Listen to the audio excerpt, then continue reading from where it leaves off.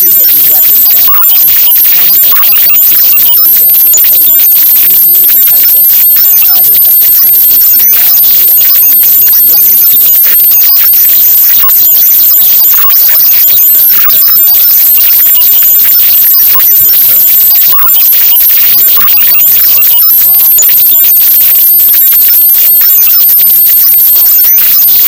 Wow.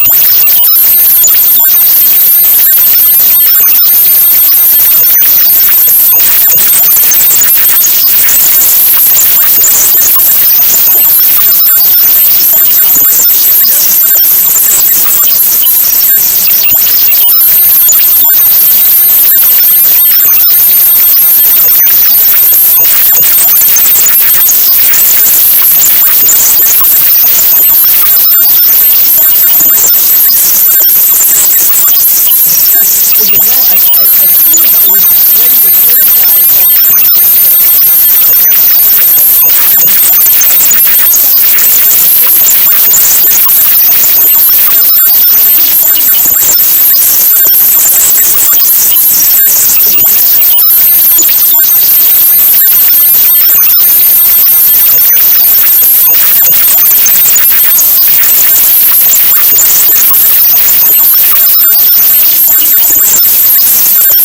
past,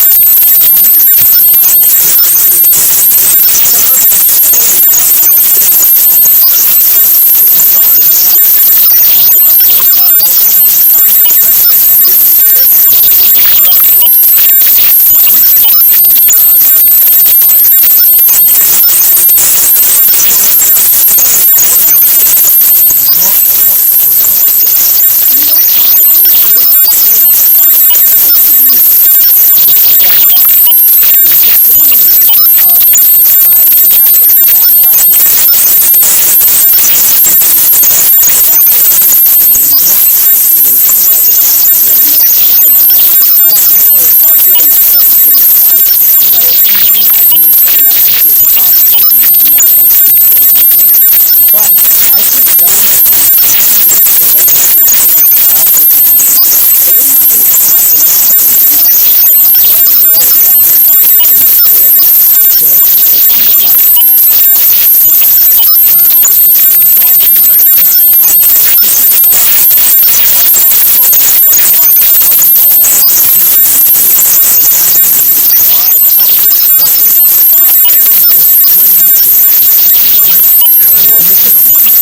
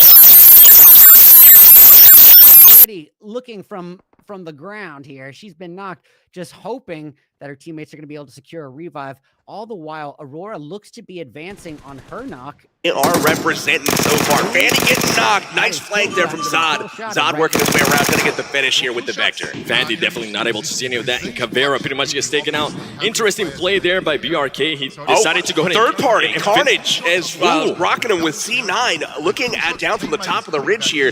Really good third party play there from Cloud9. And as you can see there on the minimap on your top right-hand side, they're now starting to push. They're now starting to surround that building. And here comes Cloud9, just trying to get them easy claps, baby. They're going to go more than likely go ahead and push this. They look behind the door and just absolutely destroy that, man. Now they just go ahead and need to find the last player for full send, as Rolex is just pretty much trying to loot up as much as they can.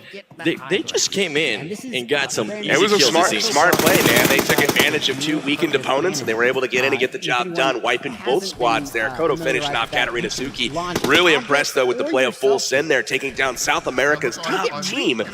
Really nice job to them and Team Fandy. Yeah, that's definitely a surprise, honestly, to me. I was not expecting that. I thought BRK was going to be able to win that engagement, but full send coming in hot. I want to go ahead and see that next game now. Let's see it. Let's see some more from them. We got Hero officially here for Team Hero, and it looks like they're going to be taking on the Penguin team here. Ooh, that grenade, that Kobe, baby. Hero, that was a very nice grenade, and now they have to go ahead and watch out. As now, the only thing that the team start worrying about here is getting third party, kind of like what we saw with Cloud9 full send. Look at the flank. Look at the flank developing right now. 762 coming around. Look at that. Gosh, beautiful job. The Groza just pretty much being able to go ahead and destroy Hero. That might be it for his team. They got Kenris up on the hill. Kenris is up on the hill with Foxer. Those guys are absolutely lethal as well. But man, what a clutch flank there from 762 coming around, just sneaking up on them. They were trying to pick up their teammate, and oh my gosh, that was it for those guys. Kenris and Foxer here. They're trying to heal him up as soon as they can. If not, that is going to be it for them. They are wearing the the bear suits. Getting confused here between this team, which they are actually wearing the bunny suits. They're just waiting patiently. They don't want to move yet. They want them to go ahead and push. They're using that third person to their advantage. Yeah, we need to see the map here shortly, but we've got Foxer basically holding serve here, waiting for 762 and his team to push out of the compound, and it seems like the Comfortable Penguin team is trying to do just that. They've got a good position, but it seems like they're trying to hop the wall and head towards zone.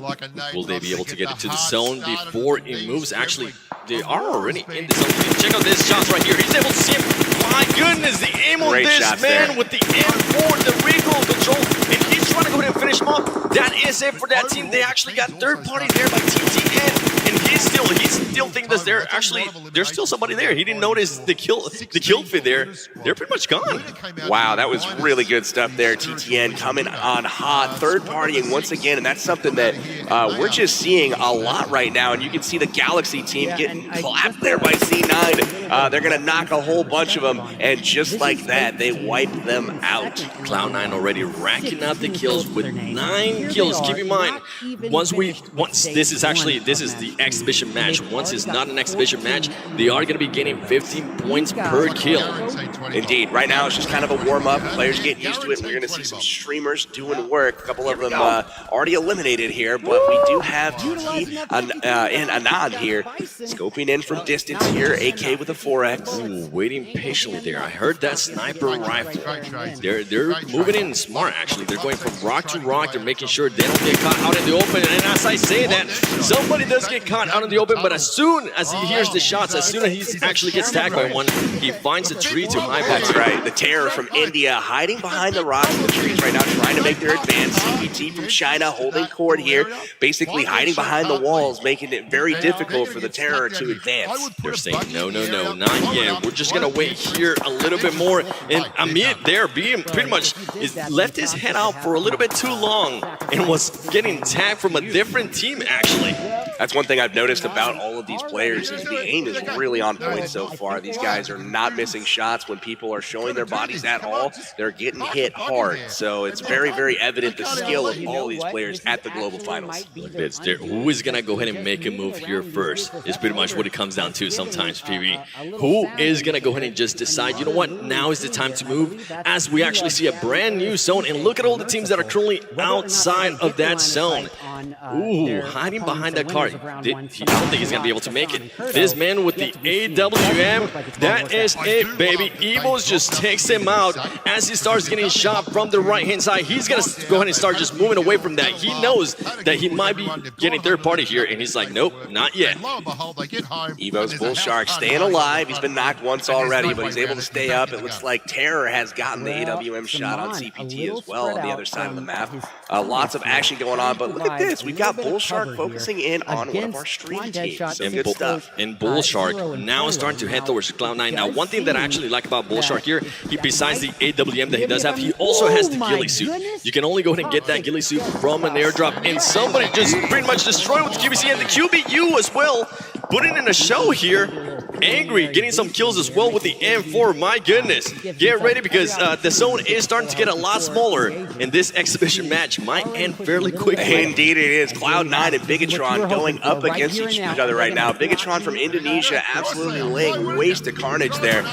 They are going to start to rotate now, leaving some of the squad left alive. We also saw Gangstars and RRQ Athena, two heavyweights, going at it, trading some knocks, but let's see how that finishes up here. It looks like Bigetron pushing up the hill here into the zone.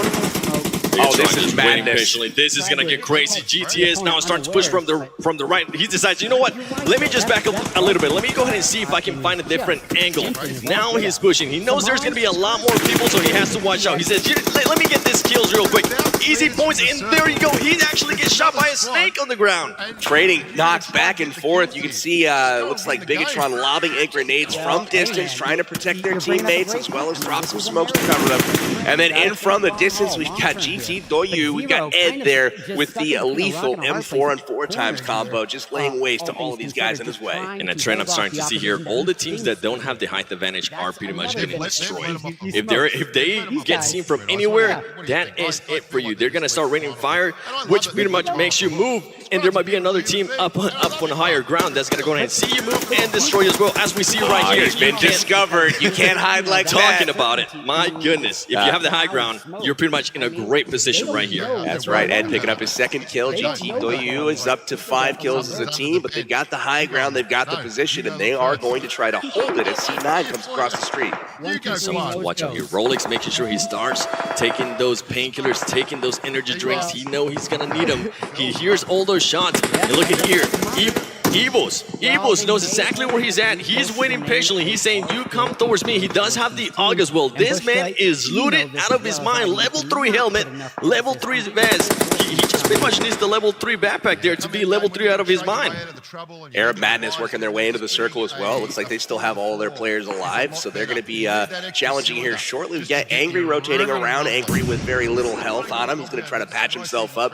He did escape the fight there for now, but Pyra getting chipped away at as well. Gangstar's in trouble. GTQ just waiting patiently. Look at this man right here, trying to figure out where they're going to be coming from. Carnage, it seems Carnage is already taken out, so Carnage is more than likely going to go ahead and try to give him some intel where he thinks the other teams are coming from. Everybody just laying down. You do not want to be seen at this point, especially if you're laying down, because from what we've been able to see, everybody has really good aim. If they see you laying down, that is it for you. Indeed, that's something that's very high risk, but potentially high reward in that you keep your life if you're not seen.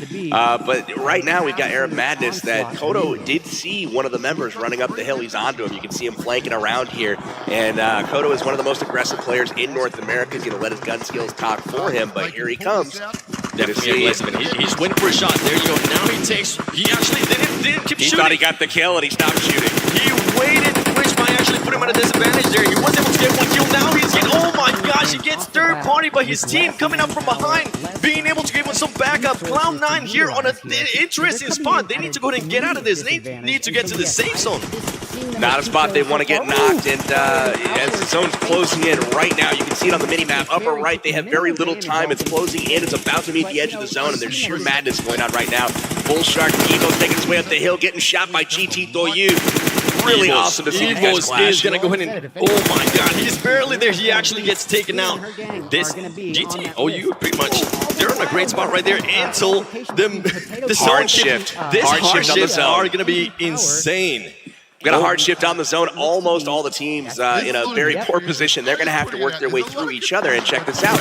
Wild cards, still all of them, besides CGUT from the beginning, left alive. They're going to escape. 4 teams left alive. You got Illuminate. Looks like we've got RRQs going down right now to the play zone. That's tough. Yeah, that's something you don't like to see, but sometimes it happens even when you don't want it.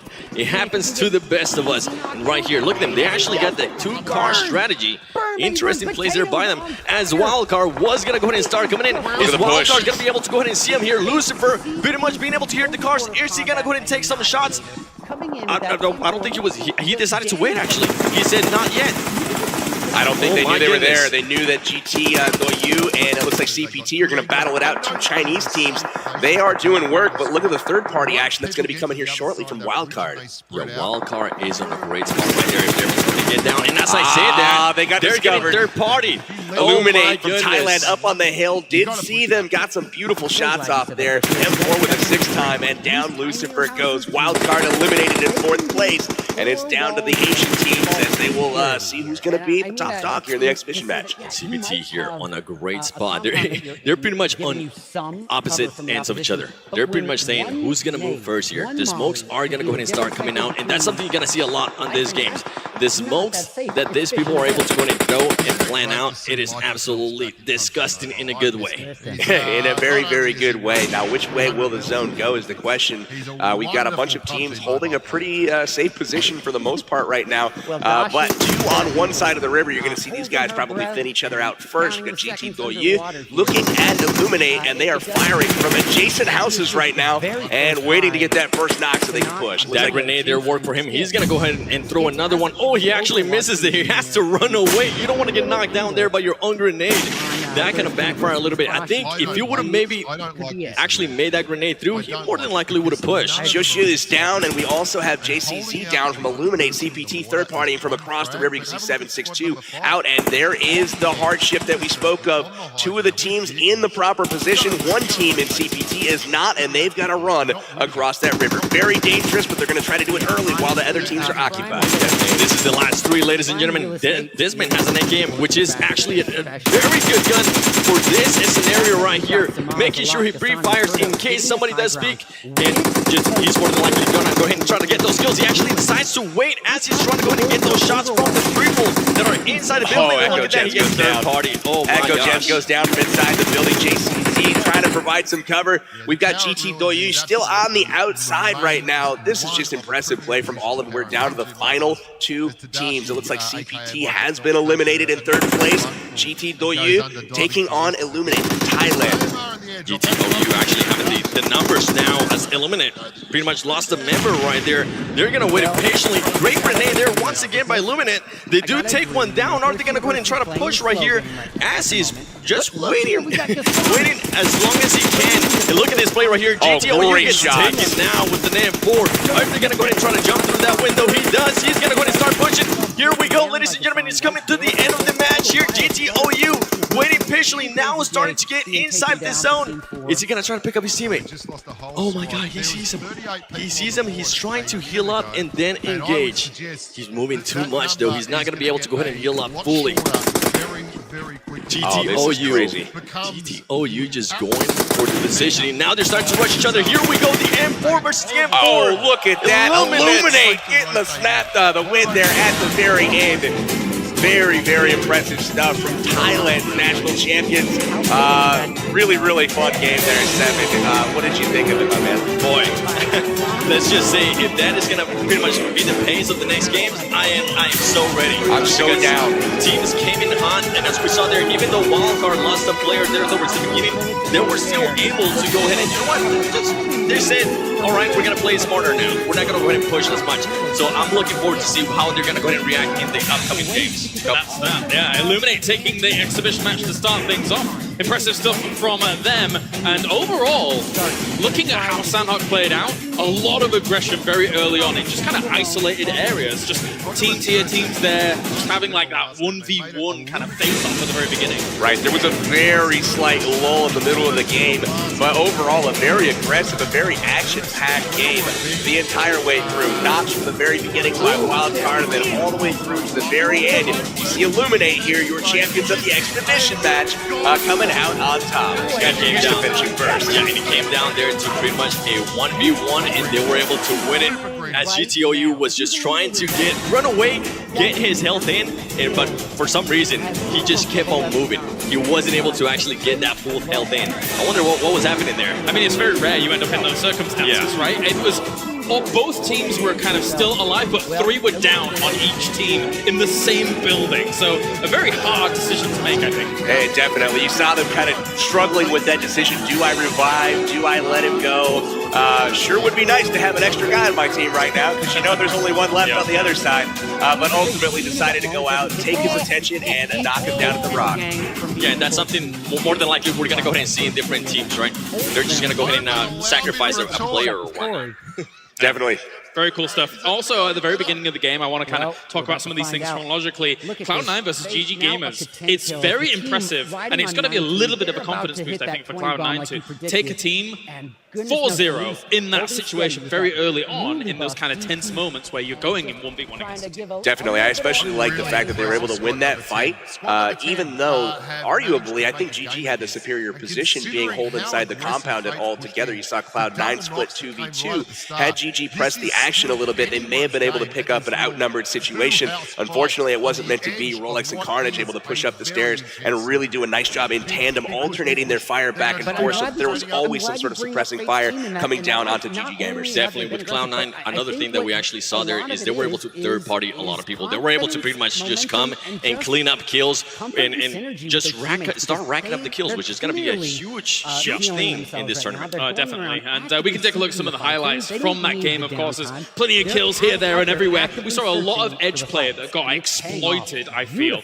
especially by a team like GTOU, as teams were coming in, easily able to kind of clean them up in certain positions. Lots of edge play there, firing across the map, and you saw GTOU. I thought that it might be a little bit risky to play that way, especially with some of the hardships we see oftentimes on mobile. However, they had those cars there towards the end, and as it looked like Wildcard might catch them and actually be able to take them down before they made that final rotation into the last zone. They got the vehicles, 2 of them, just in time, made their escape, and that made their edge play all worth it. Just in time. If not, Wildcard more than likely would have been able to go ahead and get those kills. And you know what? We can talk about it pretty much all day. Why not? Let's actually go ahead and see some highlights here from the first exhibition match. Highlight number 1 is a plane flying directly through the arena.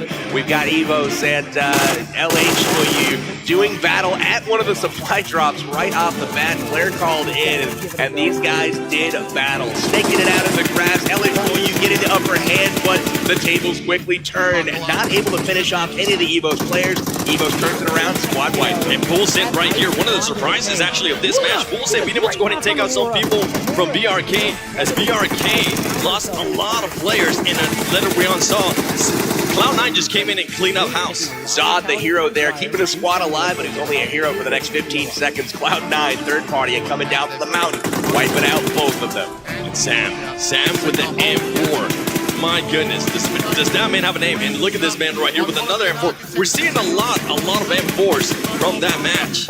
You know, with the amount of QBZs available on the map, I am, you know, a little bit surprised there is not more variety, but the M4 definitely the weapon of choice. Look at this, the 6 times on the M4 from range. Wildcard getting taken down in 4th place, top finishing team from North America there. And the Illuminate pretty much just being able to go ahead and clean up when they needed to go ahead and clean up those skills. They know that that team was going to have to go ahead and push towards the zone, and they were able to secure those skills. And right here, if you peek, they are going to go ahead and get you. And GTOU just getting some amazing kills there as they see people peeking in the 1v1 towards the end. securing that win for Illuminate. Great position from Six God there. GT Doyu unfortunately forced out of the zone, and he's got to confront him. Probably not on his terms. That ultimately cost him. You can see Illuminate finishing in first place there. GT Doyu in second. And then we've also got the comfortable Penguin team from China wrapping up your top three. All important though that this being an exhibition match, none of those points matter towards the overall standings. It was fun. It was some warm-up. Shout out to all of them who participated. Hopefully it was fun going up against the pros. I know that would have scared me a little bit. Yeah. I tried it once. Yeah, not again. Well, guys, let's hear from our winners who are over with Valdez on the stage.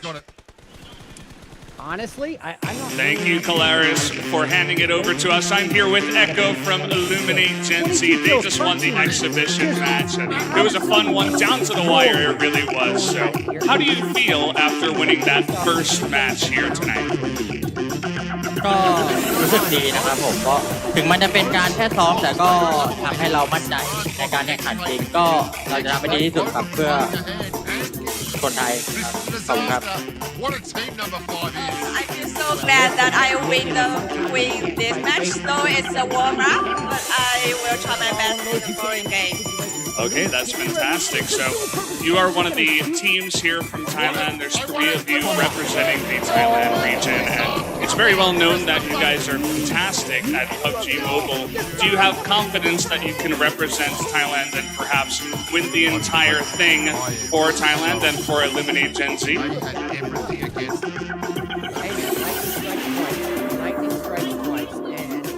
ก็มาแข่งในนามประเทศไทยก็รู้สึกมั่นใจนะครับเพราะว่าเราเป็นตัวแทน1 ใน 3 ทีมเราจะทำให้เต็มที่ครับผมขอบคุณครับ Our team feel very confident because we are on behalf of Thai, so we will try our best.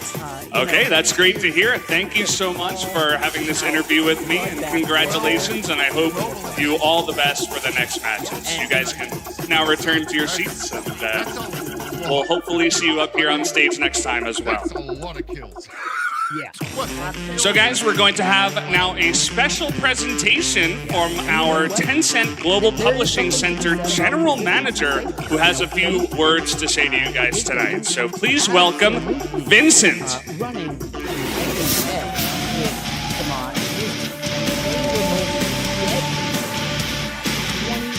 Hello everyone.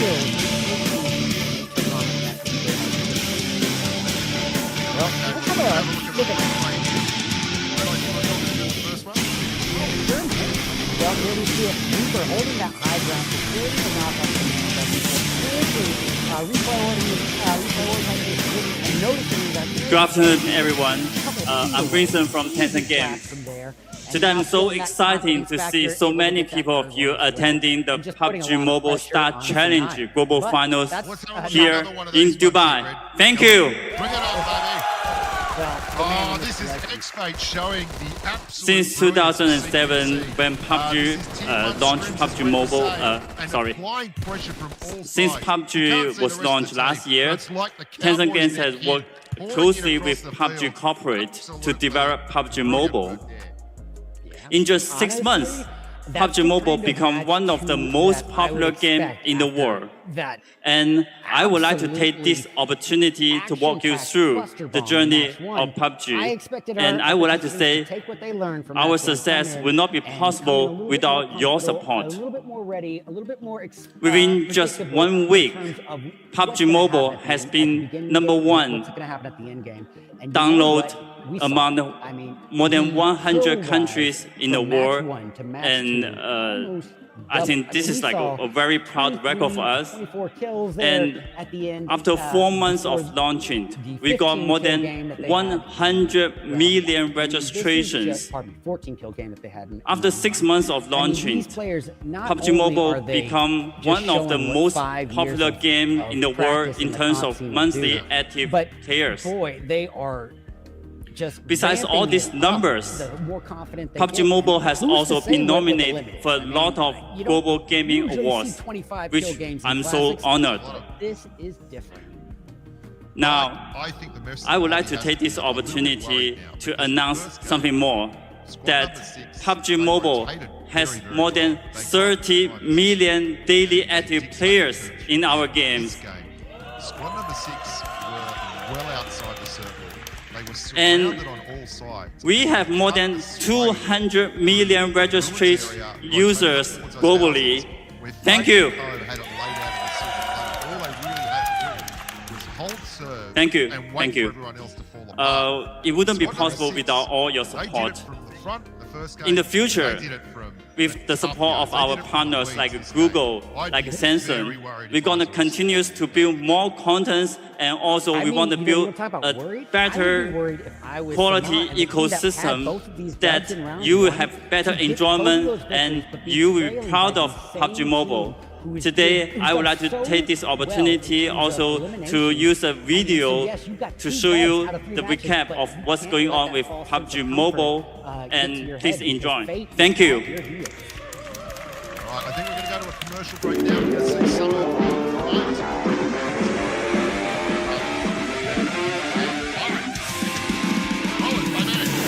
Guys, my name is Farooq Ahmed. Happy 5th anniversary PUBG Mobile and happy to be one of you. Guys, I really want to congratulate PUBG Mobile team for completing half a decade of amazing mobile games. And guys, there is a couple of questions PUBG Mobile wanted to answer those ones. The first one is how the PUBG Mobile impacted me inside and outside of the game. So the inside is back in 2020, I started the PUBG Mobile custom game called The Last Person Holding the Total Squad Will Win. And till today, those are the iconic customs I still hold.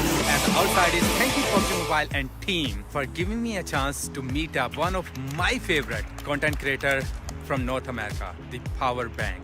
Last year in San Francisco at PUBG Mobile 4th anniversary. The second one is, if I go back and what would I advise myself who's just started playing PUBG Mobile? Guys, as a content creator, I would love to tell myself to start posting early as possible. The third question PUBG Mobile team asked, if there is an airdrop, what you want to see in that airdrop? I really love to see the Babe set that came up, I think, back in 2019. Thank you PUBG Mobile and team. And guys, happy 5th anniversary. See you guys in the battlefield. Hey guys, Arisha here. PUBG Mobile has done some questions. We're gonna answer them together. What's your most PUBG Mobile related experience inside or outside the game? My PUBG Mobile experience outside the game I would say was when I got to go to my very first PUBG Mobile esports event in 2018 in Dubai. It was PUBG Mobile Star Challenge, and it was the best experience ever. All around you is PUBG Mobile. Fans of PUBG Mobile. Pro players of PUBG Mobile. I would love to go to an event for PUBG Mobile again like that. If you had a chance to go back in time, what would you tell your past self who just began playing PUBG Mobile? So I would tell my past self who just began playing PUBG Mobile to play more matches. At the beginning, I didn't do it, but I'm telling myself now, if I would have, I would. Last question. If you were to obtain an airdrop crate from PUBG Mobile in the future, what would you hope to receive? I love collecting anything PUBG Mobile. So I think I would love to have small figurines of items from the game, maybe like an Achilles suit, something like that, that you would find in an airdrop crate actually. What's your most PUBG Mobile related experience inside or outside of the game? One of the funniest memories for me actually is when I first started playing the game, I came outside from work, heard an airplane, and I looked up for the airdrop. Where on everything looked right for that airdrop. And I know you guys have done it too. If you had the chance to go back in time, what would you tell your past self who has just begun playing PUBG Mobile? I would tell my past self to thirst everything. Like, way too many people crawled away from me and got revived. Like, no way, dude. Thirst everything. If you were to obtain an airdrop crate from PUBG Mobile in the future, what would you hope to receive? I would hope to receive a crate full of I love this My most memorable PUBG Mobile experience was back in 2020 when I was contacted by Powerbank and I took part in my first live PUBG Mobile event as a content creator. Since then, the game has impacted my life massively. If I were to go back in time, I would tell myself who has just begun playing PUBG Mobile to set a layout, make a lot of content, and for sure, use gyroscope. If I were to obtain an airdrop crate from PUBG Mobile in the future, I want to receive the base set.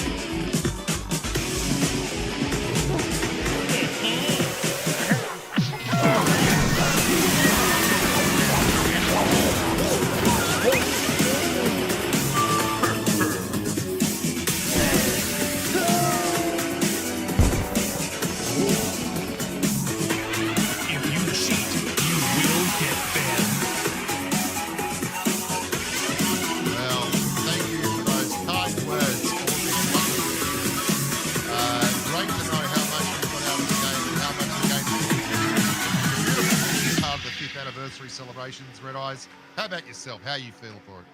Man, I feel blessed to even, get the opportunity to cast something like this. This game has, the past 5 years, to be a part of celebrating the love that have become some of the best. Just cannot wait to see what the future of PUBG Mobile is going to be. Yeah, it's just a whole lot of fun and giggles. My wife said it, so I wouldn't have that ability without PUBG Mobile. We've got one more game in the bag here, game number 3. It's been way down the there so far. All smart squad. I have not seen my people once on camera. I was about to say, there is something to be said about the infamous caster curse. For those of you who know me, I cast quite a few things. Any time that I use Flower, a team or a player, they are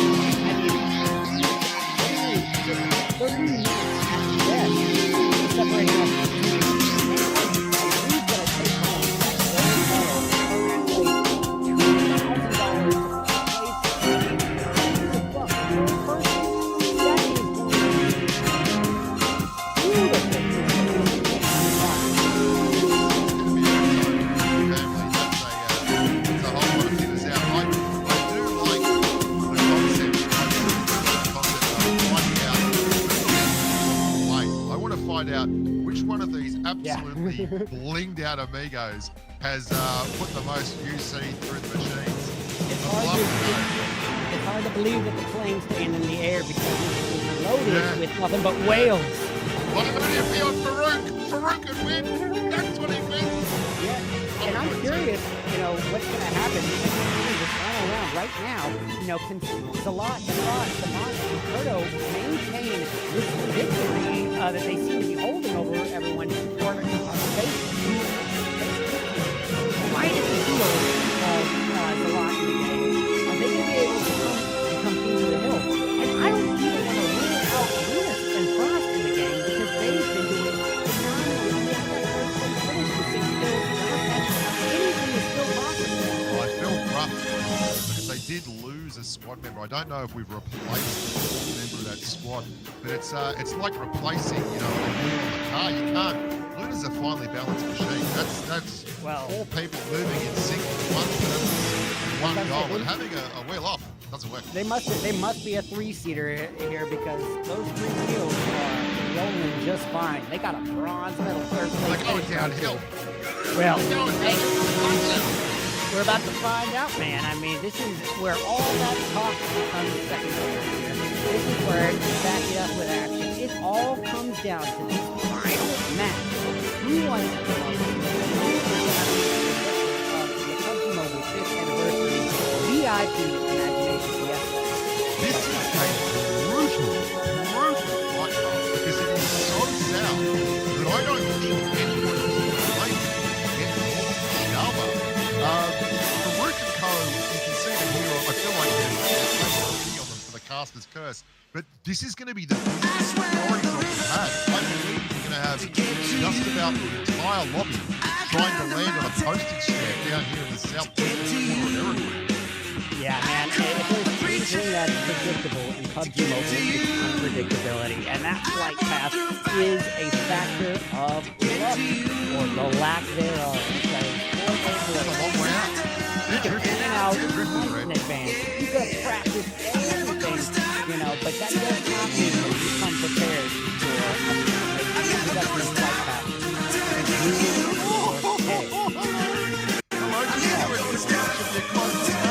Someone's going to get shot out of the air here. They are Kurdo is right. vehicle, and you can drive in over all these bowling pins of players. Irene's looking for a third party. Irene's like, give me a gun, give me a gun, give me a gun. Gasson already the first knock of the game after 2 dubs back-to-back. They're already raining hellfire on WCGN, Toxic Vengeance, and Little Squid. He loves this very late for the party, and there's a thing about these matches. There's a thing about running in nude, and he must go down there, chuck the ball, and then everyone's out. You love both the first rule of the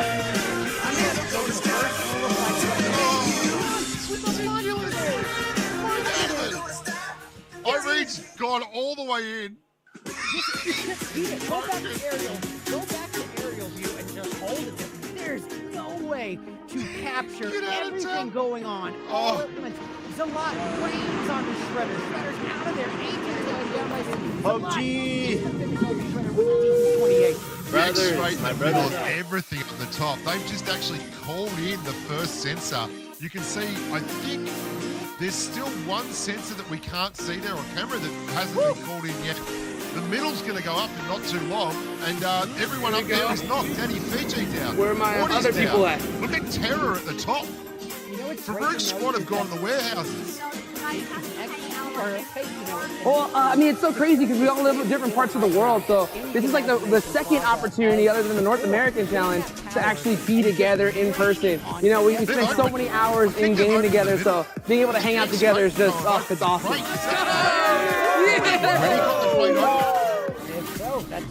I'm excited. Crate there, they haven't opened it yet. It's there, they're desperately trying to get up the top. Look at it, Dr. Ace going for the crate.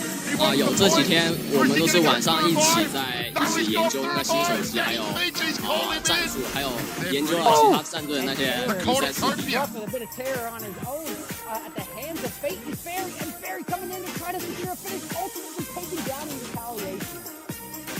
Dr. Ace.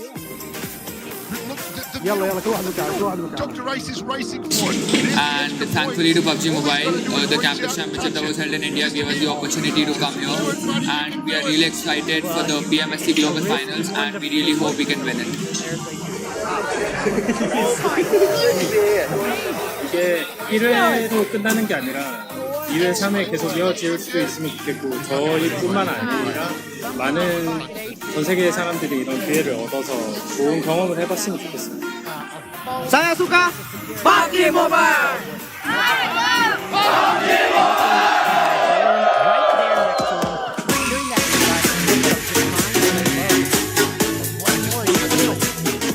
The dollars are on top of the stick. All they're going to do is make 50 meters. The next race like that. So there you go. Try it. Have a crack. Do it. By sticking that close together, though, they're really just asking for a nade to come give a 2-bird, 1-stone scenario. 快了，就看不是很热哦。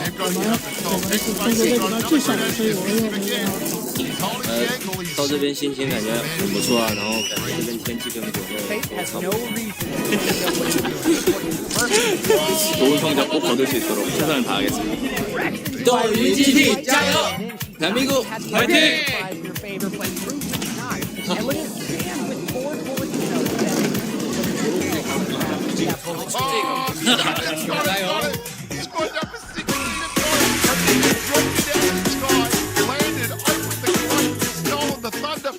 The new Galaxy Note 9 has more power than you need. Like a remote control for a phone. Why would you... Oh, that's why. The new Galaxy Note 9. It's got more power than you need until you need it. I mean, his options were few and far Danny TJ has sat there.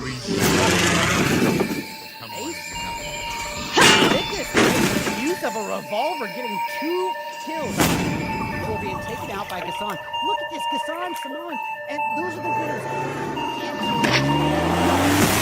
Victory at Imagination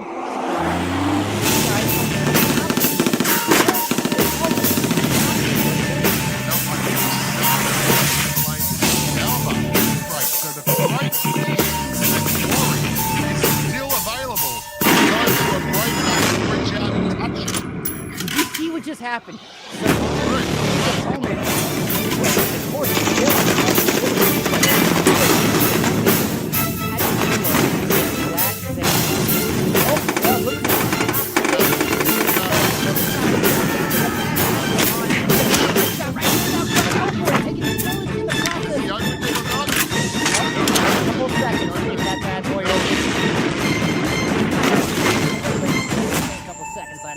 I mean, I've ceased to be surprised anymore.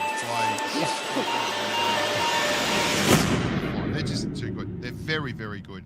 X-Fate. Play PUBG Mobile for free. I would still put money on them to come out. Oh, you can rule them out, but then you can cast them. And it's going to be a nice direction.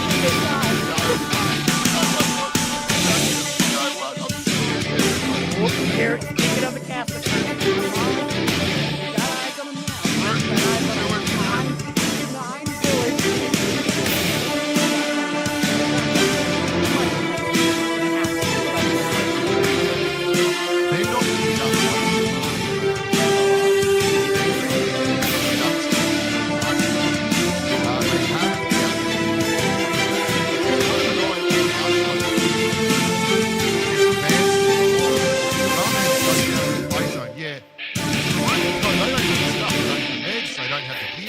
Welcome back, ladies and gentlemen, to the PUBG Mobile Star Challenge Global Finals for 2018, as we have completed our exhibition match, and soon we'll be moving on to the main portion of the tournament itself for day number 1. My name's Kyle Lawrence, I'm your host, and to my left-hand side, as always, we have Mr. Powerbang and we have Seven Worlds Gaming. Gentlemen, though, we're going to wrap up what we thought about our exhibition match overall. It's always nice to get to see Sandhawk, I'll be honest. With the smaller map, you get a lot of action very quickly. Definitely. We've had a lot of talk about Sandhawk so far. We got to see it in action here this last game. Again, really impressive gameplay from pretty much everybody from top to bottom throughout that game, and it was nonstop the whole way through. One team I want to give a special shout out to, and that's Full Send. Really, really impressive stuff, taking down a really good opponent. Yeah, that was definitely one of my surprises. As we pretty much mentioned that earlier, is Full Send was able to go ahead and take out some of the best players from South America from BRK. That's something we did not expect at all. All right, well, we are ready to go and get things ready for our main tournament as a whole. So before we do that, let's introduce 4 more of our teams that are going to be trying to become world champion. Is they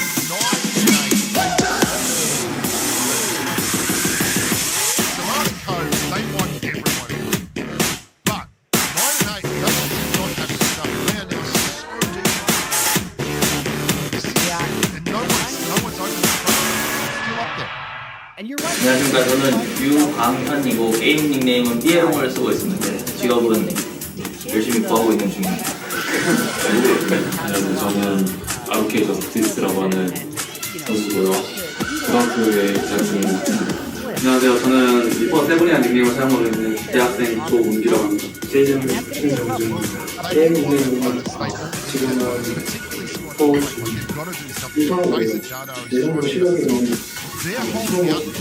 네임들을 잘하는 분들이 약간 초반에 일찍 거기서 다들 엎어지셔가지고 뭐 또한 실력이라는 말이 있기 때문에 네, 그것도 실력이지 않았나 생각했습니다. 대회를 하면서 두 번 이름을 했는데 예선에서 이 두 번째를 이겼을 때 진짜 너무 안되더라고요.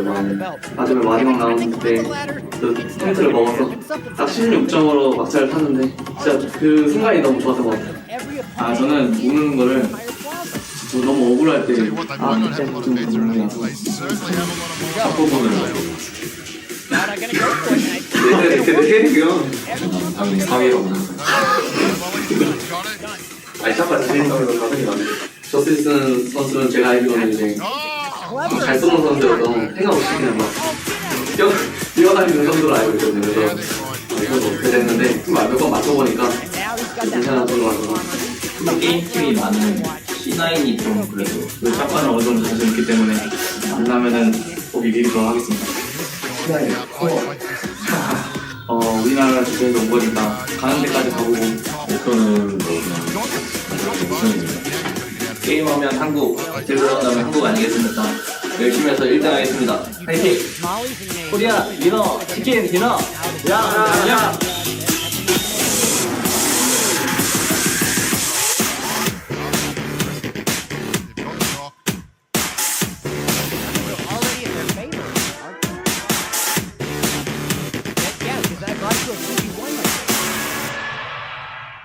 Phoenix Williams, my team from the US.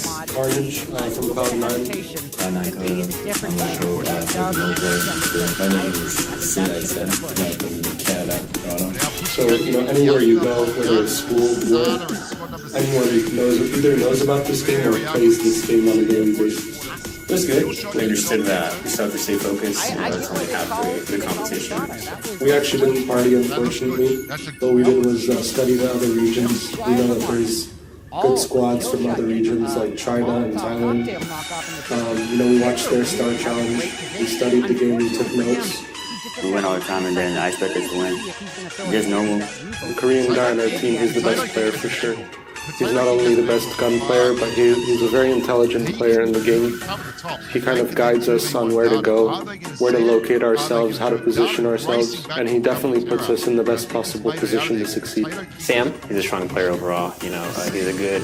We're ready for the Dubai. Check us out play.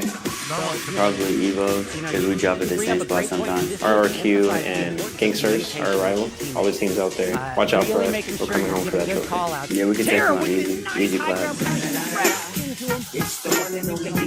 We've watched each and every one of you play from your personal YouTube accounts.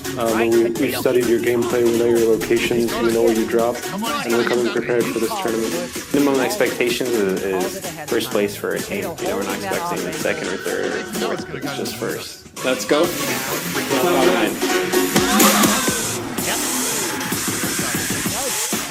That's a real opportunity there for an easy clap there. He's going to actually not go for that one. He's going to try to clear this rebuy. If he's got a made, now's the time to make it known. ผมชื่อนัทครับชื่อในเกมชื่อบูชาครับมาจากประเทศไทยนะครับเล่นตำแหน่งเป็นลีดเดอร์แล้วก็สไนเปอร์ครับเป็นคนคอยสั่งเกมให้กับทีมนะครับ ชื่อเจครับมาจากประเทศไทยชื่อในเกม EVOS JC ทำงานตอนนี้มาเล่นเกมโดยตรงนะครับเป็นเกมโมบาย ชื่อแจ้ครับมาจากประเทศไทยครับชื่อในเกมก็ EVOS X ครับชื่อเอิญครับมาจากประเทศไทยชื่อในเกม EVOS นี่ครับผมทำงานเป็นอาเซียนครับสนุกครับได้มีสภาพด้วยแบบได้เปิดโลกกับสังคมในเกมอีกอย่างครับก็อยากสัมผัสเวทีระดับโลกครับผมพอเปิดรับสมัครพวกผมก็เลยสมัครเข้ามาแล้วก็ได้ผ่านเข้ารอบมาถึงเวทีระดับโลกที่ใหม่นี้รู้สึกตื่นเต้นที่ได้เจอหลายๆทีมหลายๆประเทศว่าได้มาระดับโลกด้วยกันครับก็มีว่าจะนัดกันไปจัดปาร์ตี้ไปเที่ยวในประเทศไทยผมเชื่อทุกคนนะเพราะว่าเราขึ้นมาเป็นคำว่าทีมแล้วเชื่อมันทุกคนก็ได้หมดครับเพราะว่าทีมเขาก็เป็นทีมที่นายเก่งพอสมควรดูจากสปอนเซอร์ข่าวนายแล้วหลายๆเกมอะไรการเซฟโกลนายความก็ต้องยิงให้หมดครับแต่ถ้าเกิดคุณยิงไม่หมดคุณก็ไม่รอดครับเป้าหมายของทีมผมก็คือเป็นแชมป์โลกครับก็จะทำให้เต็มที่นะครับอย่างที่ครอบครัวได้ฝากไว้ก็ครอบครัวเขาบอกว่าให้เต็มที่ครับขอให้เราเต็มที่กับการแข่งขันนี้ก็ฝากถึงแฟนทุกคนนะครับไม่ว่าเป็นแฟนหรือว่าRRQอะไรนะครับฝากเชียร์ได้ครับมาแข่งขันนี้มาในนามทีมชาติไทยนะครับก็อยากให้ฝากติดตามเชียร์ทีมชาติไทย3ทีมนะครับจะเอาแชมป์โลกไปให้คนไทยทุกคนแน่นอนEVOS Number 1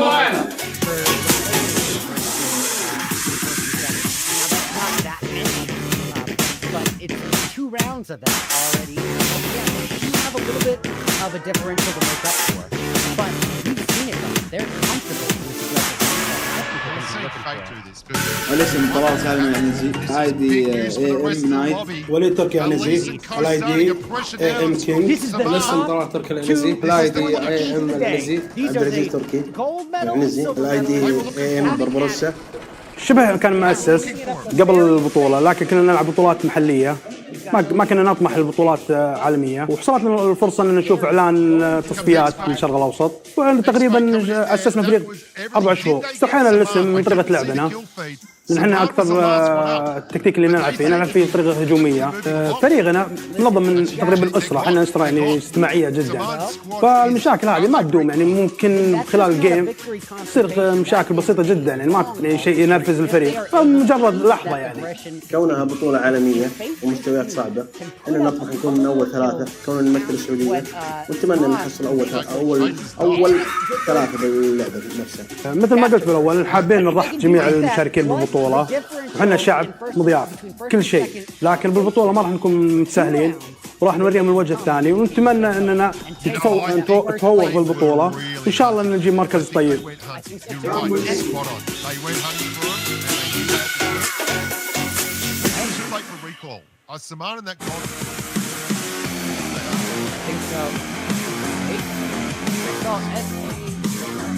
Them's fighting words from Arab Madness coming in here and trying to put the other teams down as we get into the main tournament itself. Once again, Powerbang as well as Seven Worlds here joining me to get into our main tournament games, which are going to be on Erangel. And I'm very excited to get back onto Erangel here to find out who is going to be moving on into the big points. And I want to talk to you guys about drop spots, potential drop spots. There is plenty of room for 20 teams here. However, there are certain locations that favor more loot than others, I would say. Certainly. There's some really popular drop spots on the map. You're going to see Northern Georgia Pole. You're going to see places like Pochinki and Nolorepnoye.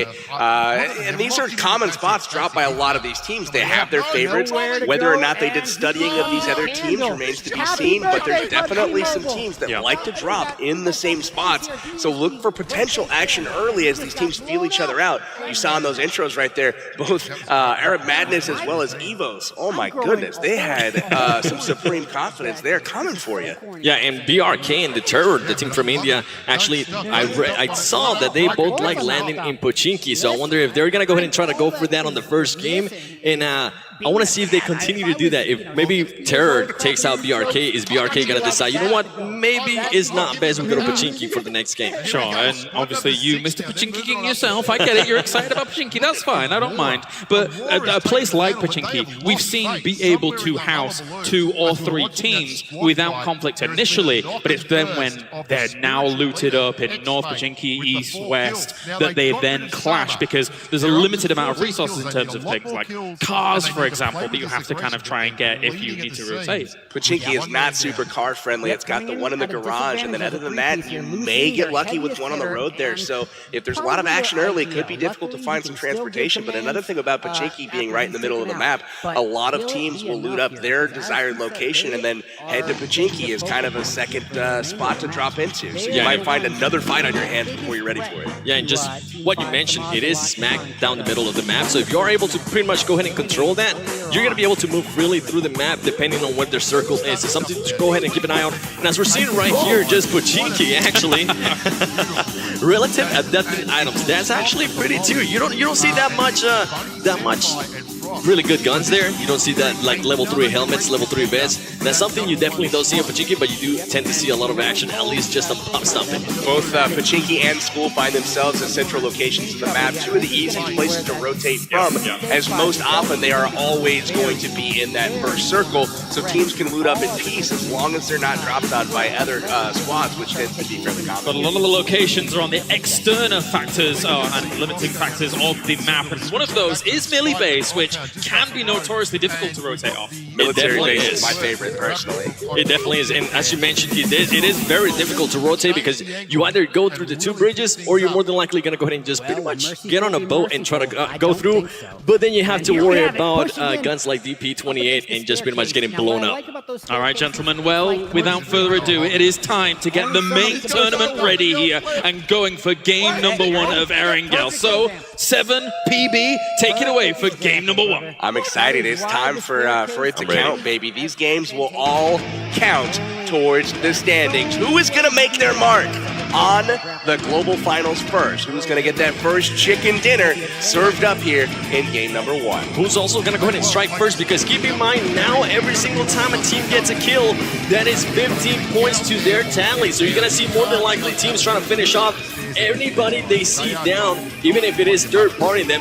And look at that right there. Round 1, ladies and gentlemen, of Erangel. Brought to you by Samsung Galaxy Note 9. We're going to be taking a look at some of the best teams in the world. A lot of respect for one another, and we have a whole lot of really, really solid players represented from all over the place. We saw in last game the skills and the shooting skills of all these guys with any type of scope. Red dot, 6x, doesn't matter. These guys are beasts. Talking about military base, some people could actually go ahead and go military base from here, and they could also go Novo. Now, teams that like to go George Bull, more than likely what you're gonna go ahead and see is you're gonna see teams getting into a car with no loot whatsoever and just driving up to those areas so they can loot up as much as they can. That's right. You've got, you know, speaking of kind of map position here, we talked about the choke points in the 2 bridges on the southern part of the map.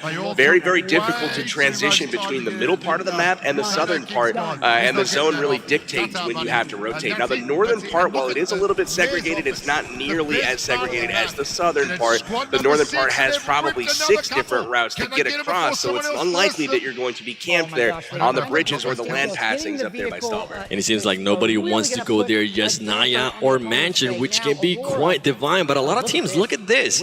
A lot of teams going there to military base in Novo, and oh my goodness, look at that view. You saw the players all up there. You're going to see them get knocked out one by one.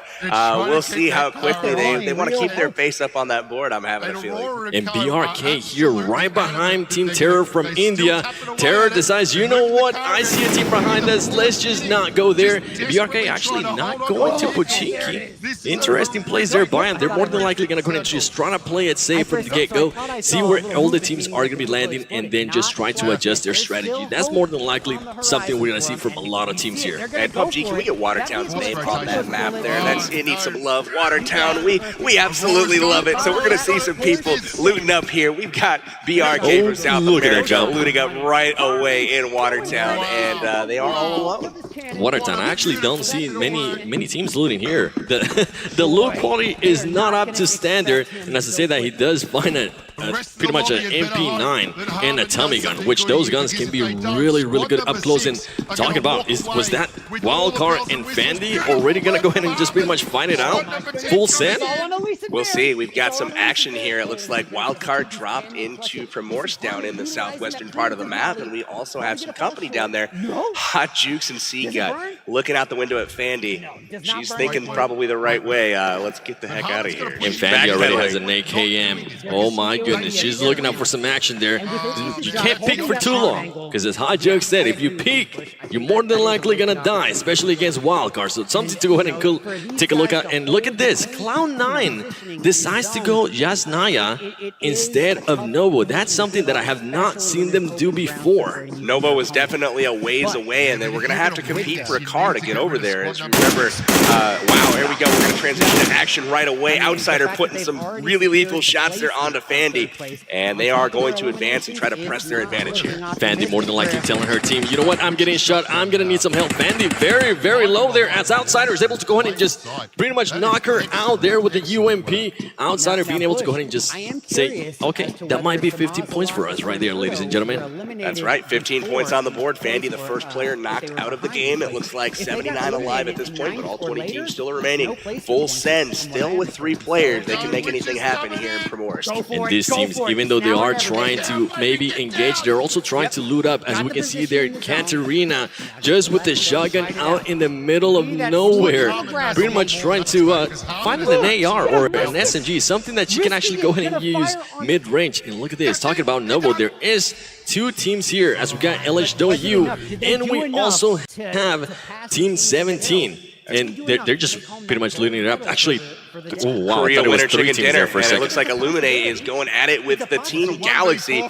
Kong going down early, and he will be the second player eliminated for Team Galaxy, representing Samsung. And Illuminate, the winners of the exhibition match, they're more than likely gonna go ahead and still try to ride that wave and get that. Dude, you forgot your weapons, my friend. Go back and get some weapons.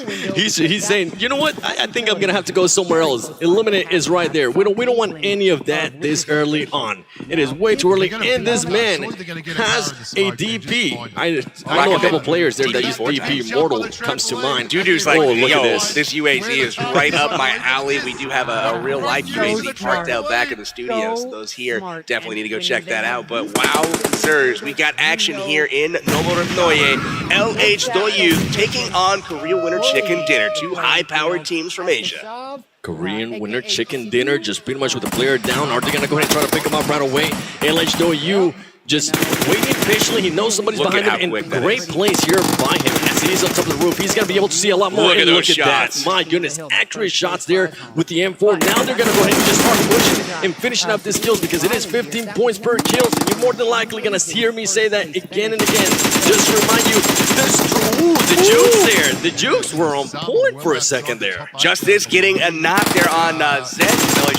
But as return fire coming in, it looks like LZD coming up, taking him out.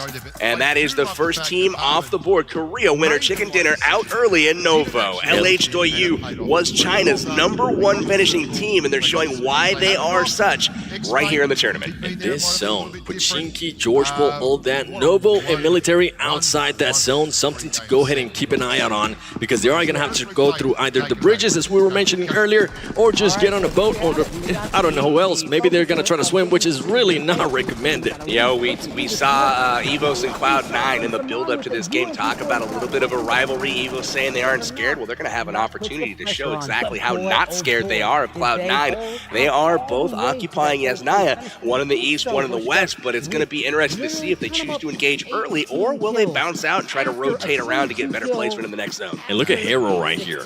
My goodness, that man's got some cojones because he's out in the middle of nowhere and rushing towards a full team that's more than likely already has a gun to their name.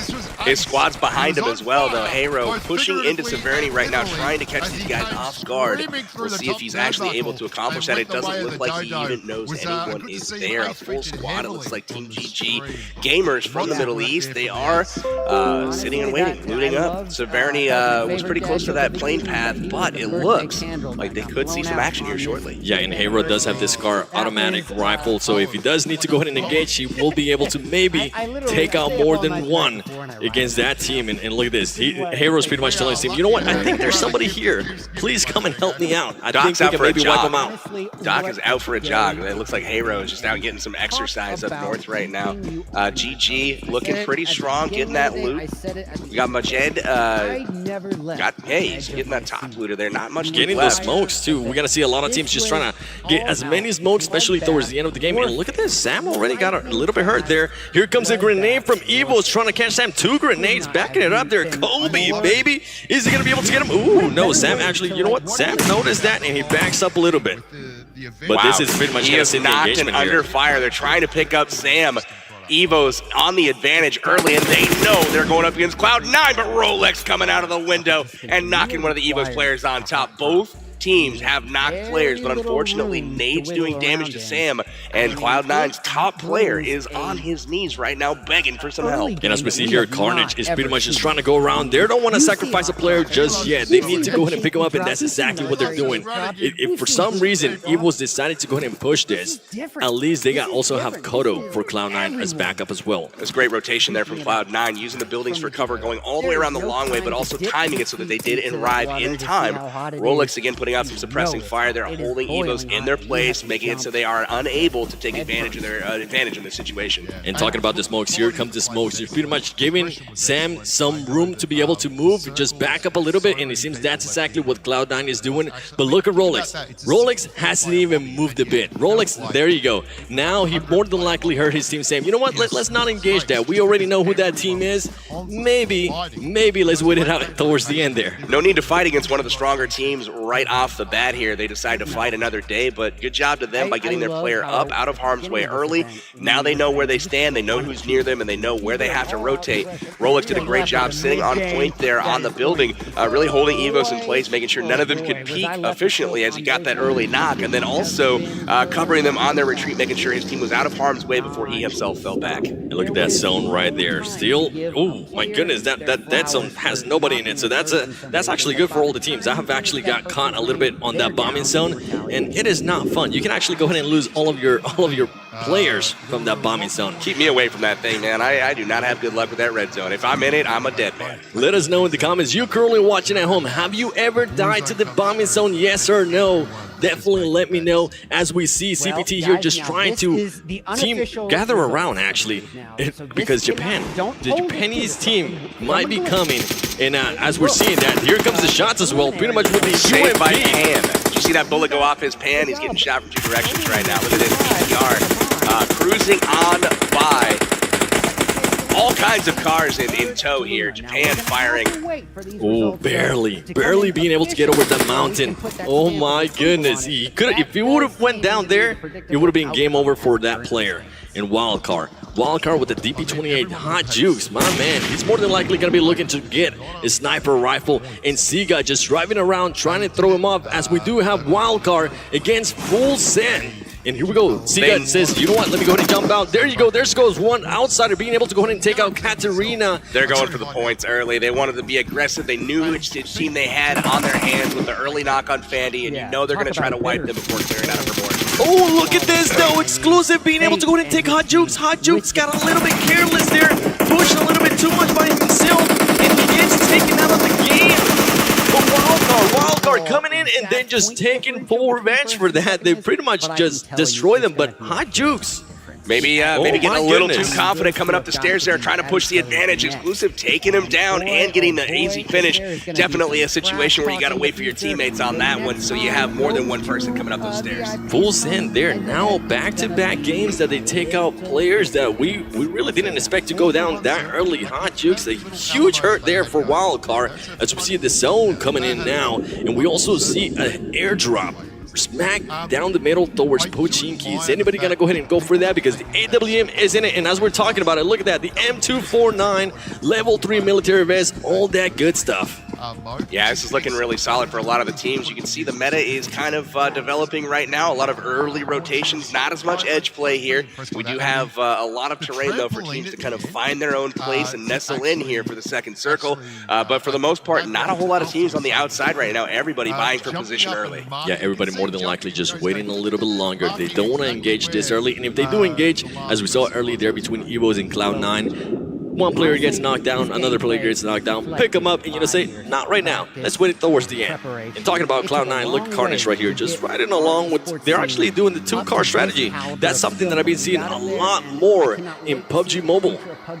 Teams just pretty much getting on the 2 cars, and now we start to hear those shots there from Cloud9. Cloud9 trying to get somebody. We weren't able to see it there. I think it was the Japanese team. Here goes the shots. They could always also go for just pretty much exploding that car. They definitely could. But look at this. They just drove right on top of CPT, who was waiting for him at the compound here, quickly veering away. Cloud9 says, nah, we weren't ready for that one. They had wasted a lot of ammo on Japan across the field here, and they definitely weren't ready to stumble across the full squad who was waiting for them. And BRK finds themselves in an interesting spot here, as all of them are inside the exact same building. Baraka is still alive as well. Here comes Cloud9. Caveira is able to see him. He's gonna go ahead and take it down. He starts shooting. He does. He's able to go ahead and take one down, but he gets taken out himself. And Sam right here just pretty much picking up some as well. They're now gonna go ahead and lay down, try to heal up as fast as they can. Look at that. Bigatron up with the castle, actually third party in this fight. Really solid play from them. Cloud9 in trouble.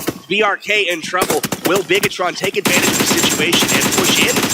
And Baraka here with the AKM just pre-firing as much as he can. He is by himself here. He needs to go ahead and get out of the spot. He's able to go ahead and take out Kano there. He's going to keep on shooting. He takes out another man. BRK taking people out left and right. Look at that. Baraka finishing off Kodo. He is down and out. Carnage, Sam, both trying to get back into the fight here. It looks like Rolex has been hit as well. This is trouble for C9. Rolex out of the game early. Kodo out of the game early. Sam +1 takes one out. Sam down. Taking out himself. BRK on the defense here, as now Cloud9 is starting to push and just pretty much destroy him there. Bad plays by Baraka. And down they go. Cloud9 out early for North America. Huge plays there from BRK. Baraka getting some kills. Caveira getting some kills. Zod doing his thing. Really nice work from the South American squad. Give that man an AKM every single match. My goodness, that got me hyped. BRK is showing that, hey, We are the #1 South American team for a reason, baby. We're here to win this, and they just pretty much took out the first team, the #1 team from NA, North America, Cloud9. Absolutely. What they need to do is send a thank you card to Bigatron over there, Indonesia's team.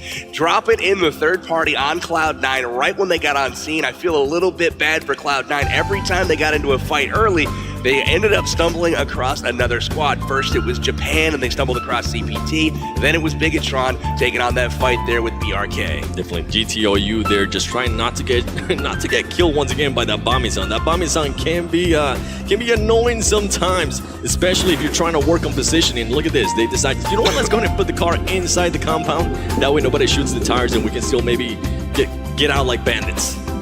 You got LH Doyu down in the south still, making their way in from Novo Noye. They are in the zone. They are boosted up and healing. But other than that, everyone else safe. We got teams moving in, and we got action here. We got Terror from India taking on Arab Madness here from the Middle East. Terror from India telling them, hey, namaste. We are here to win, baby. Let's see what you got.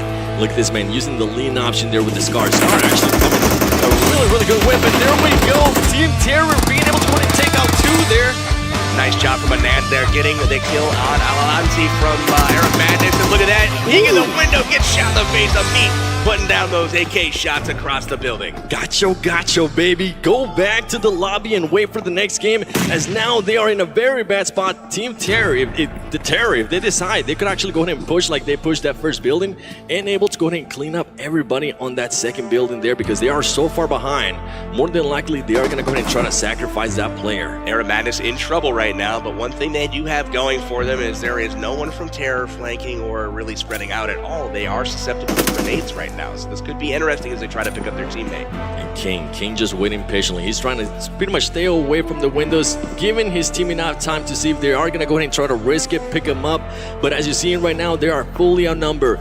Team Terror has 4 of them, and Arab Madness only has 2 players. I wonder if they're going to go ahead and still try to engage this, or just back up and go for placing, ladies and gentlemen, as Zakria waiting patiently for somebody to go ahead and peek with that Scar. I'm seeing a lot of Scars on this first game. Loving the Scar as of late. It's one of my personal favorites as of late. And man, really good stuff here by India, holding them back, keeping Arab Madness from going up and saving their man King. Really kind of frozen in place right now. Knight's not doing anything as far as advancing. We do have action elsewhere. GTOU finally making their way in here, and it looks like they are taking on, it looks like the Kuwaiti team. We've got the GG Gamers out in the field here. GTOU is content to group up at the compound here and get that secure position and lay down some shots on the field. It seems like they just wanted to go in there, loot up as soon as they can, and back up. They did throw those smokes to say, not yet, we are not ready to engage. You wait a little bit longer. And they were able to actually go ahead and get a good loot. And look at the, oh my goodness. Wow. Oh my goodness. What a hard shift here. And look at this. Galaxy has already made the rotation up there. And they are again missing a player, but they were able to find themselves in a very advantageous position right now. That map brought to you by Samsung Galaxy Note 9. And now it looks like Team Terror from India is starting to push slowly. They know they only have 2 players. Look at this. BRK team has 3 alive. Arab Madness only actually has 2. It looks like King died throughout the process. They let him bleed out, didn't they? Yeah, they just had to sacrifice him. They pretty much weighed out the options. They say, if we go there, more than likely, we are just going to go ahead and get absolutely destroyed. So let's just wait for them to push us instead. A couple of your big name teams are RRQ Athena, Thailand's top team here, and then we also have Evos again from Thailand. Both of those guys still at full strength, even after an early engagement with Cloud9 in the case of Evos. And I'm actually loving the way Team Terror is pushing this. All at the same time. You don't see anybody just waiting behind. They know they got the numbers. They know they pretty much just need to be able to see where they're at. I think right now they still think that they're inside the building. But Arab Madness is just waiting patiently. Here. Yeah, using that third-person perspective to their advantage, ladies and gentlemen. This is what happens. They gotta watch out. They don't want to get third party. There could be another team comes around and gets them from behind for Team Terror.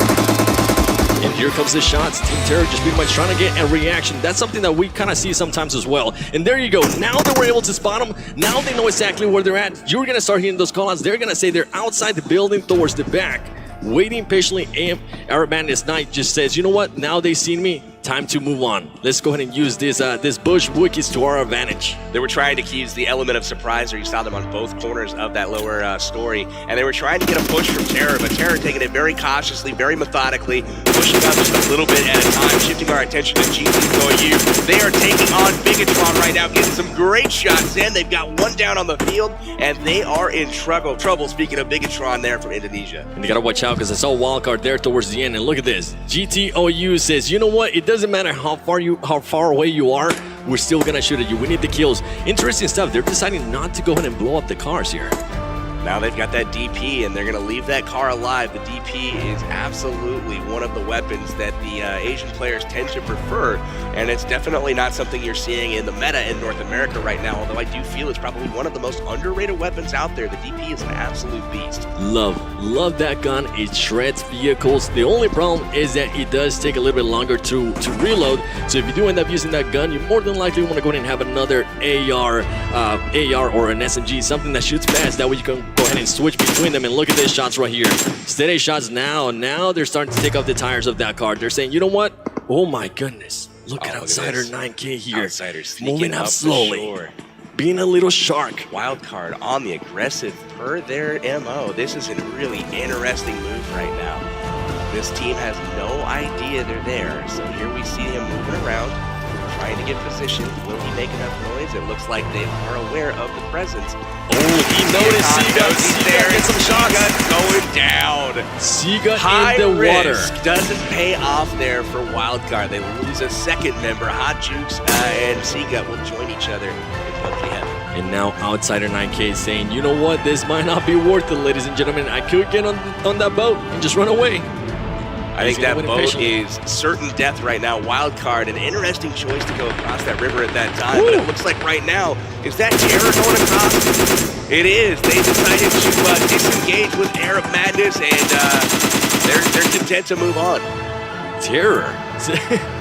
That was risky. They just pretty much went between all those teams and said, you know what? We're just going to take the risk, and right here we see Seagut just going down. If you're in the water and you get knocked down, you're not going to be able to get revived. You're just automatically going to go ahead and die. They tried to take advantage of the distraction, these two squads fighting each other, and unfortunately they swam directly in the line of sight here of a firefight that was going on. Other than that, maybe he would have gotten lucky there, but Seagut goes down, and there's still 16 teams on the board, so everyone here is still in it. You're going to see Wildcard start to play for position most likely, and probably cut back on some of the aggressive play. Definitely, we saw Team Japan there just waiting patiently, starting to move that car around. And look at this. We got BRK still in the same spot where they were able to go ahead and take out Cloud9. And more than likely, I noticed that Sod K already has been damaged a little bit, so they know the exact position here in Caveira, which came in huge with the AKM earlier, just waiting patiently and letting them get a little bit closer. This is an interesting compound to hold. This is definitely not one of your popular hotspots as far as big compounds to hold. Mostly one-story buildings here, and you even saw Team BRK hanging out in a shack a little bit earlier, but it paid off for them. They were able to wipe Cloud9. And here you see Terror getting hit a little bit by Torty. This is Big Russian bot from up in the hills. He got a real scrum going on. My goodness, Team Terror decided to, might have been a little bit too aggressive there, as some of the players are being taken third out. party by LH2U. They finally made their way up to Global Noye. They'd get the knock and finish there on Team Terror. And oh no, they have gone down, it looks like. Team Terror rips in the chat as they were getting third party by LH2U, and that's something we're gonna see by a lot of teams, just pretty much being able to go and pick up kills. Oh, watch out, you can't stay out for too long. You cooked that grenade for a little bit too long. LH2U just getting kills left and right, and they go ahead and push as soon as everybody went down. You know what? Let's go ahead and push, loot up as fast as we can, because more than likely, we are going to have to move towards the next safe zone. Yeah, definitely. That was really impressive shooting there all the way around from LH2U. That's China's #1 finishing team in the qualifiers. They took out Europe's #2 team, Big Russian Bot, there after India's top team, Terror, was wiped out. So a lot of action going on, and that's one thing that I'm seeing develop here is a lot of third-party action. Squads are fighting. Look for a third squad to kind of chip in from the sidelines there and try to take advantage for themselves. And Illuminate against Team Japan. Team Japan going up against GG. What are they going to do here? They're going to go ahead and try to engage. I don't think they even realize that another team's right next to him. Oh, we're going to actually start seeing a lot of smokes here as they're just trying to get through this terrain. GG waiting patiently, Ooh, he's actually, one of his teammates got knocked down. I didn't even notice that. And look at this, Team Japan just waiting patiently in the ground. Look at that, Baraka's getting a knock right now on RRQ Athena over elsewhere on the map. So that's a really big engagement there as well.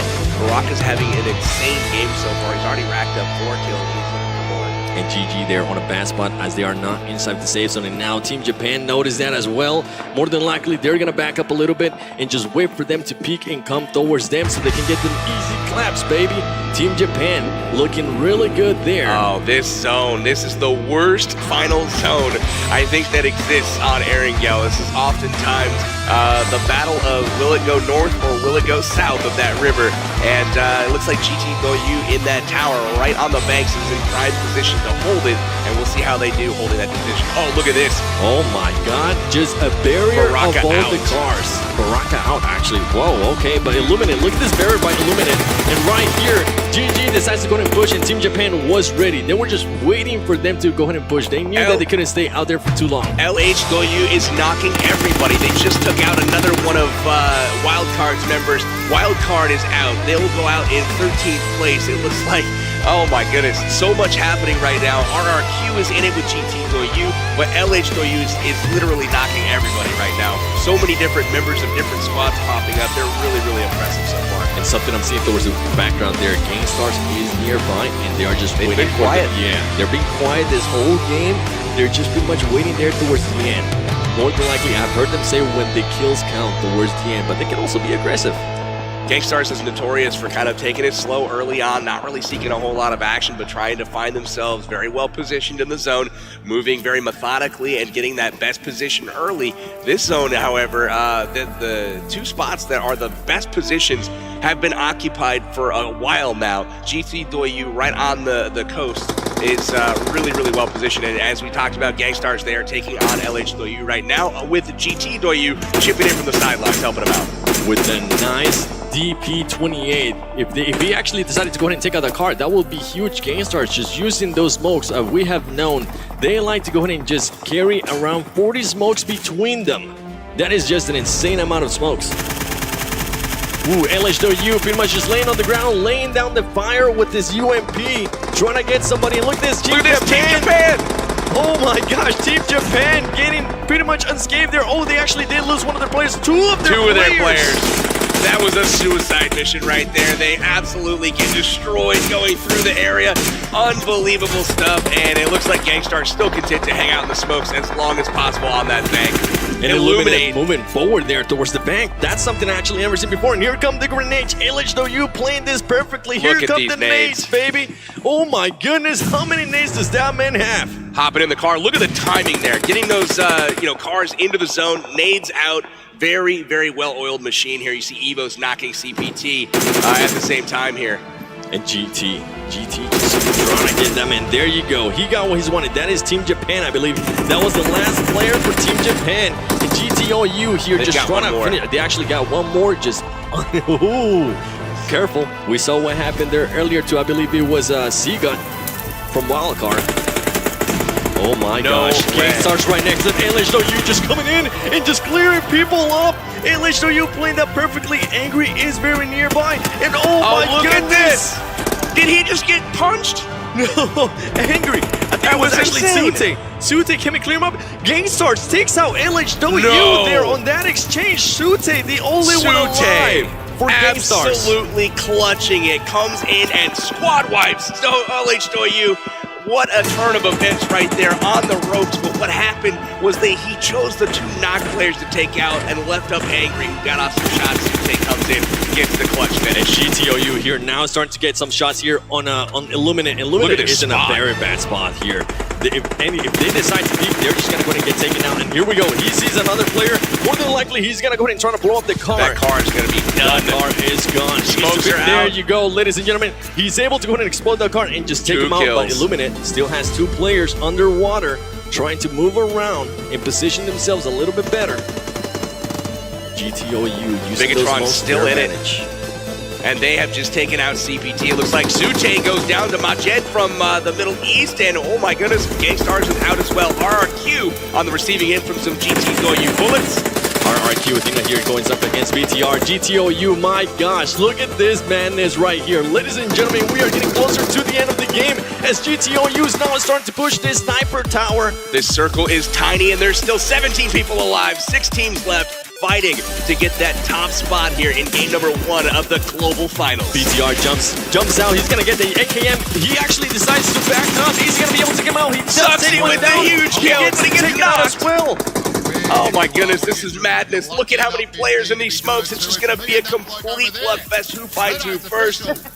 GTOU looking very strong right now. They do have Lucy very close by. And they also have other players as they start jumping up. You don't want to jump up out in the open like that. GTOU is looking very, very deadly here as they're just waiting patiently in the circle. It is so swollen. Here comes the grenades, ladies and gentlemen, as GTOU is going to start pushing. Oh my gosh, this is an amazing push here by GTOU.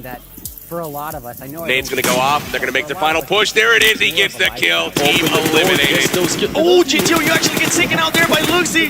Is he gonna be able to finish them off? As another person, there you go. GTOU being able to get the finish. Is he gonna be able to pick up his teammate? As now Rusi is starting to move around. Takes one down from GTOU, ladies and gentlemen. This is crazy. You guys see the status right there on the screen. Evos and Bigatron with 4 members left alive. RRQ pushing in with their final 2, Senior and Q2E making their way in. It looks like they are going to try to hold this shack and get grenades up into the window here, but QXi is really holding serve here. He's got great position and a perfect line of fire.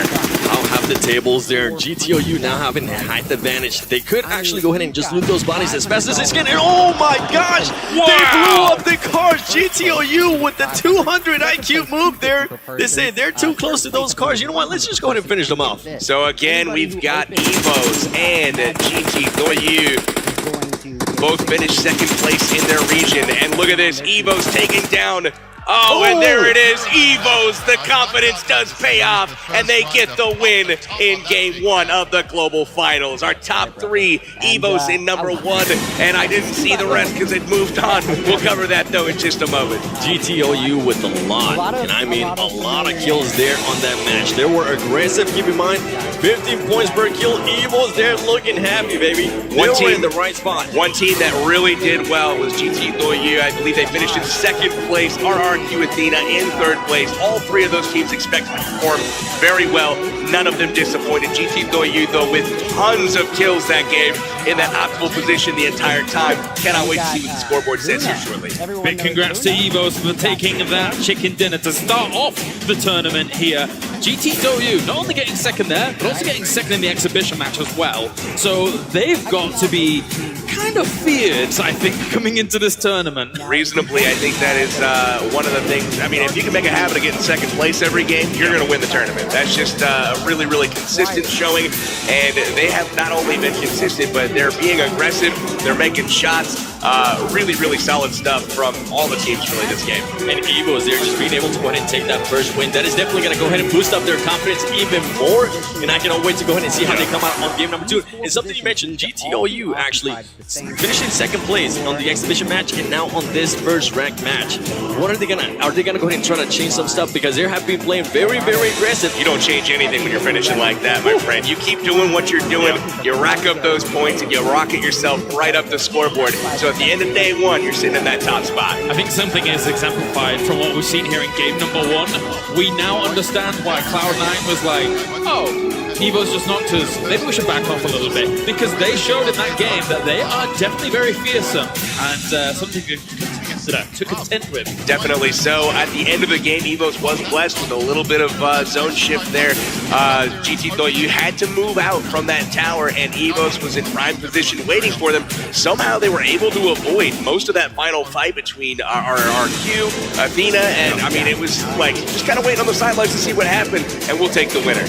Yeah, there was so much action going on there between GTOU and just RRQ that honestly we didn't even pay attention there to Evos, and Evos just came in and just took it like a champ. Mark of a good team. That's right, let's take a look at some of the highlights here brought to you by Samsung Galaxy Note 9. Jumping into the action, Illuminate early on, taking on the Galaxy team here, knocking a guy early, and this is where you saw the Samsung employees take off on a track speed from Small Power here, and ultimately, they made it pretty far into the match, but probably didn't get the place where they were hoping. And LH, being able to go ahead and take that high ground there in Noble, finishing those kills, making sure to get those knocks, and actually right here, great place by them because they were able to go ahead and take people down. And early, as we were talking about, Cloud9 against GTOU, they're super early in the game. They engage, they knock one another, and then they say, you know what, let's back up a little bit. Rolex's mom and dad right there on screen, actually cheering on their son as he takes out one of the EVOS members. Unfortunately, they do go out early. A disappointing finish for them in the first game. And then we've got Hero getting blown up there by GT Doyu. What an impressive performance from them. I want to say that LH Doyu was some of the best aim of the tournament so far. And you see Wildcard C got here getting cross, trying to get across that river. And Team Japan here playing this perfectly. They knew they had to push, blowing up that car, being able to get this easy kills. And LH Doyu here just getting an amazing rush there. But Zute coming out on top of that engagement. Right here, GTOU under the bridge, waiting for eliminate people to go ahead and come out of that water and finishing them off. And that grenade, I believe actually they blew up the car, being able to go ahead and take out those two players there from RRQ. One of the dangers of having so many vehicles is you risk losing one. But look at that, huge victory there for Team EVOS. They are confident, they are good, and they are currently at top dog in game number 1. Definitely good points coming in here, but look at that. Who gets the most kills? It's Doyu overall. That's some, not only baby wow, shots, look at that. The Chinese team's absolutely destroying everyone else. The number 1 and number 2 teams from China putting up a combined 34 kills between them. Gosh. Wow.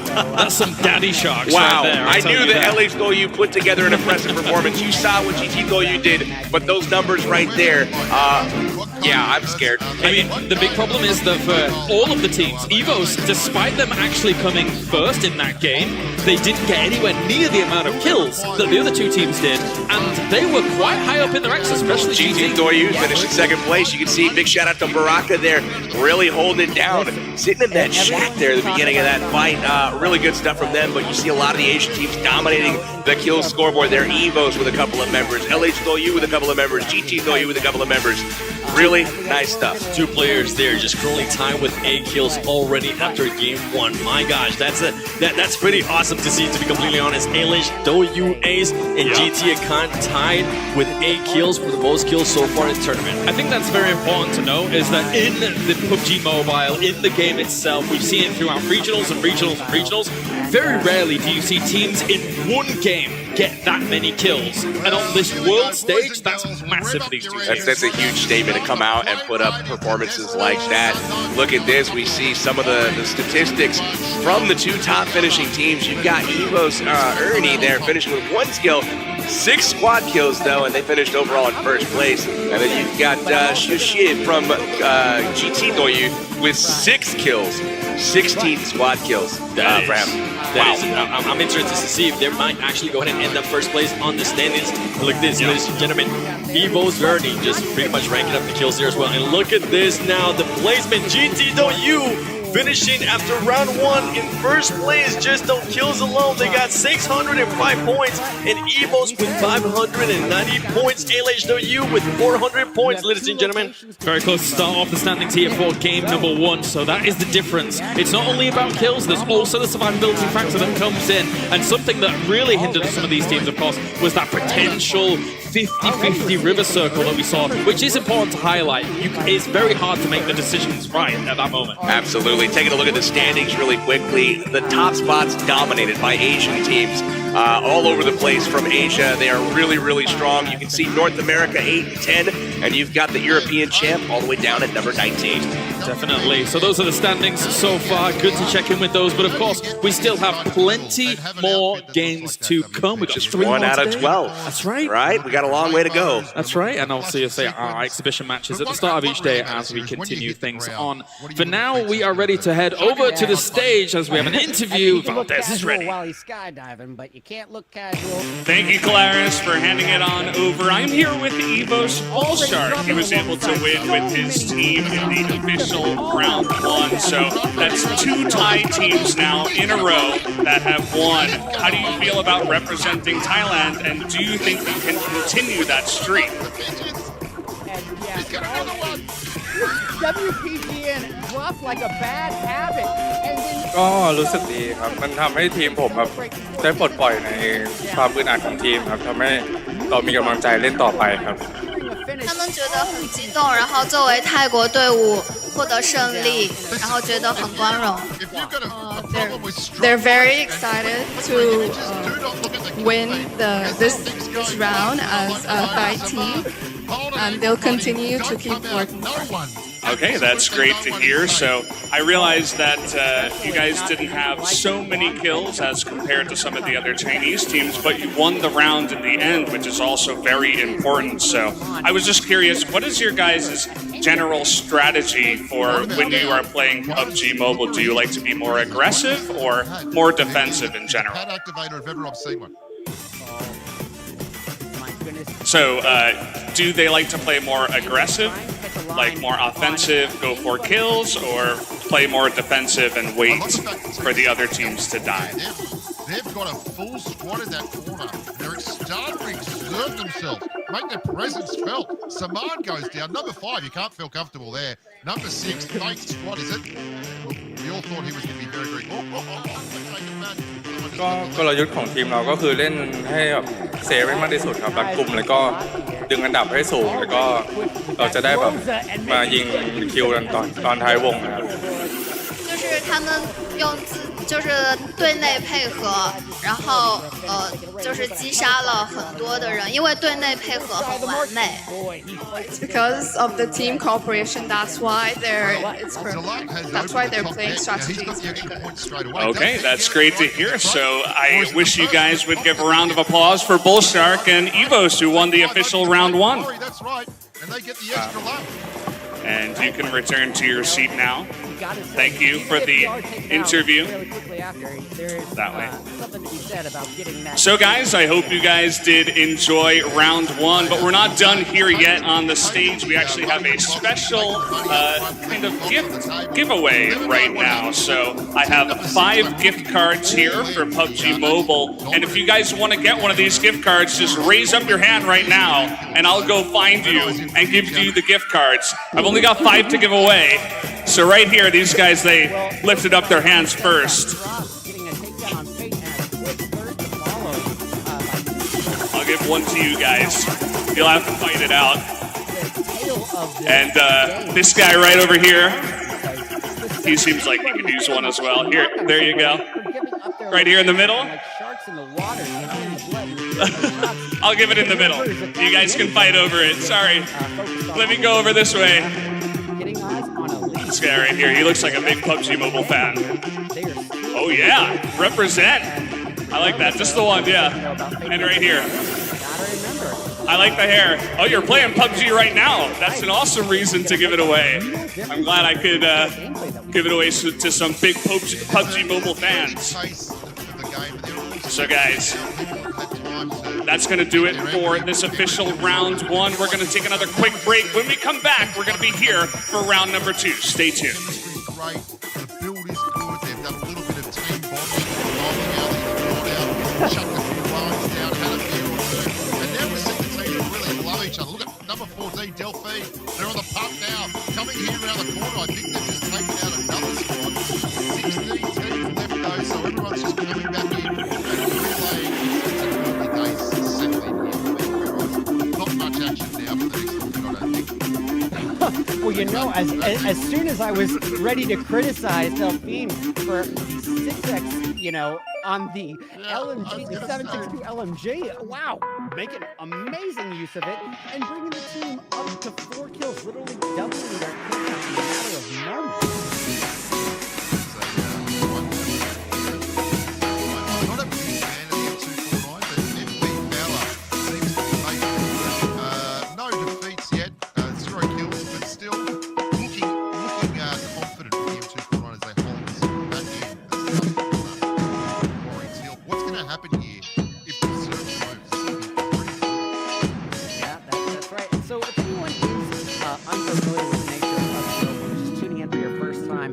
The way the games generally work is the dead zone will shrink and shrink, further limiting our participants' options in terms of where they can occupy, and also will deal out more damage as the match progresses.